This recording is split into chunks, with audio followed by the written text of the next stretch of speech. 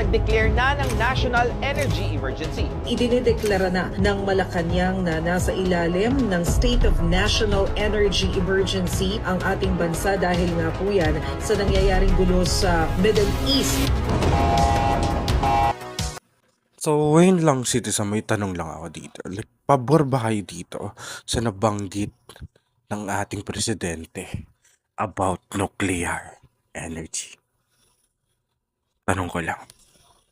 Panatag para sa ating seguridad sa enerhiya, panatag ang aking loob na kaya nating umangat pa. We have begun to embark on the establishment of hydrogen power plants. Multiple projects are now in their pre-developmental stage in Marinduque, in Masbate, Zamboanga, Sibugay, Basilan, and other potential areas. Pushing the envelope further, perhaps it is time for us to revisit nuclear energy production.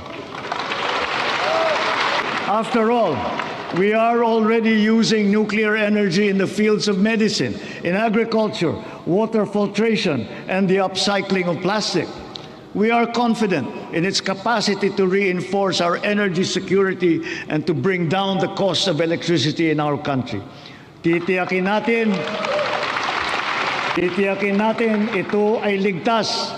Titiyakin din natin may papaliwanag na mabuti sa publiko ang magandang dulot sa atin ng enerhiyang nuklear.